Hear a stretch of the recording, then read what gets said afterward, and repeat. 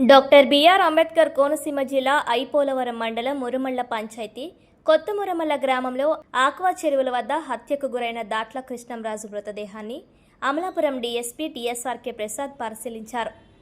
సంఘటనా స్థలాన్ని పరిశీలించి సిఐ మోహన్ కుమార్, ఎస్ఐ రవీంద్ర బాబులను వివరాలను అడిగి తెలుసుకున్నారు. ఈ సందర్భంగా డీఎస్పీ మాట్లాడుతూ చెరువుల వద్ద పనిచేస్తున్న వారే ఈ ఘాతుకానికి పాల్పడినట్లు ప్రాథమిక అంచనాకు వచ్చామన్నారు.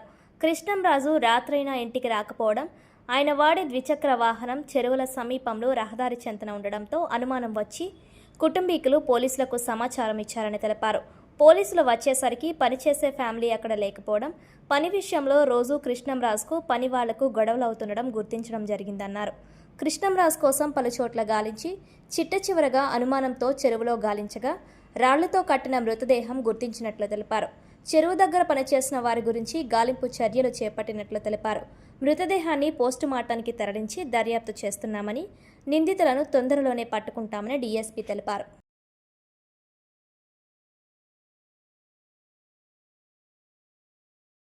ఐపోలవరం మండలం, ఐపోలవరం పోలీస్ స్టేషన్ లిమిట్స్లో ఉన్నటువంటి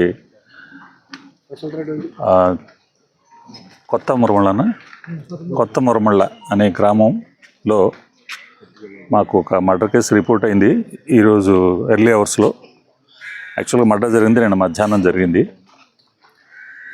దాట్ల కృష్ణంరాజు గారని ఆయనకు ఒక 65 years ఉంటాయి. వారికి ఇక్కడ రొయ్యల చెరువులు ఉన్నాయి. సో ఆక్వా కల్చర్కి వారు కొంతమంది పని వాళ్ళని బయట నుంచి పెట్టుకున్నారు. సో ఆయన నిరంతరం ప్రతిరోజు కూడా ఈ చెరువు వద్దకు వచ్చి ఎలా చేస్తున్నారు పని ఏంటంటే ఆయన పర్యవేక్షిస్తూ ఉంటారు. అలా పర్యవేక్షణ చేసుకుని ప్రతిరోజు సాయంత్రం 6 గంటలకి వారు సుమారుగా ఇంటికి వచ్చేస్తారు ప్రతిరోజు. అలా నిన్న సాయంకాలం వారు సాయంత్రం 6 గంటలకి ఇంటికి రాలేదు. కుటుంబ సభ్యులు 7-7:30 వరకు చూసి ఇంకెంతవరకు రాలేదేంటి అని చెప్పి ఫోన్ చేస్తే ఫోన్ కలవట్లేదు. సో దాని మీద వారు ఇక్కడికి రావటం జరిగింది. వారికి చెరువుల దగ్గర రావడం జరిగింది. అక్కడ ఎవరూ కనపడలేదు, ఆయన కనపడలేదు, పని వాళ్ళు కనపడలేదు. దాంతో నైబర్స్ని, చుట్టుపక్కల ఉన్న చెరువుల్లో ఉన్న వాళ్ళని విచారించినప్పుడు నిన్న మధ్యాహ్నం అరౌండ్ 1:30 ప్రాంతంలో ఏదో ఘర్షణ పడటం చూసాము పని వాళ్ళతో. పని వాళ్ళు మాటలు కేకలేసుకుంటాం మాత్రం మేము విన్నాము. ఆ తర్వాత ఏం జరిగిందో మాకు తెలియదు. తర్వాత ఆ పని వాళ్ళు వెళ్ళిపోవడం కూడా మేము చూసాము అని చెప్పి ఒకళ్ళు పక్కన ఉన్న వాళ్ళు కొంతమంది చెప్పడం జరిగింది. సో వారు కొద్దిగా అనుమానించారు.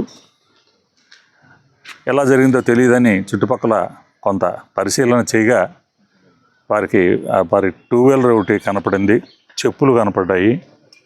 సో ఏదో అనుమానించారు, ఏదో జరిగింది, ఏదో ఘర్షణ జరిగింది, ఏదో జరుగుంటుందని అనుమానించి వారి బంధువులు, స్నేహితులను తీసుకుని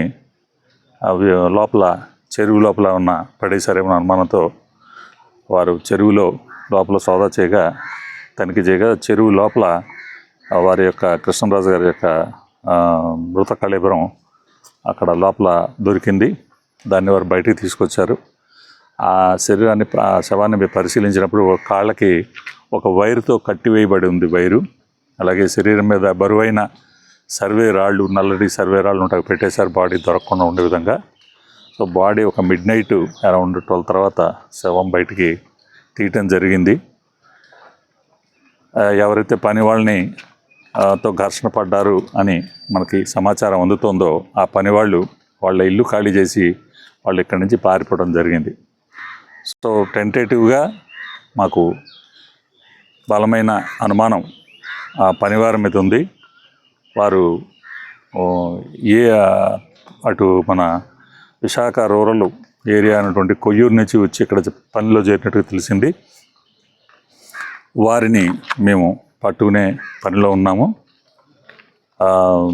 ఈరోజు వారు ఇచ్చిన ఫిర్యాదు మేరకి మర్డర్ కేసు 302, 201 పాత సెక్షన్లు 302, 201 IPC మర్డరు, అలాగే శవాన్ని కనబడకుండా చేసే ప్రయత్నం చేయటం, సాక్ష్యాన్ని తారుమారు చేయటం అనే ఈ సెక్షన్ల కింద FIR వేయటం జరిగింది.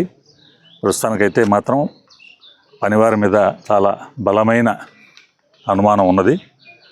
సో దర్యాప్తు కొనసాగుతుంది. FSL టీము విజయవాడ నుంచి ఎఫ్ఎస్ఎల్ టీం కూడా పిలవటం జరిగింది. తర్వాత బాడీకి త్వరలో ఇంక్వెస్ట్ పోస్ట్ మార్టం కూడా చేసి వారి కుటుంబ సభ్యులకు అప్పచేయడం జరుగుతుంది.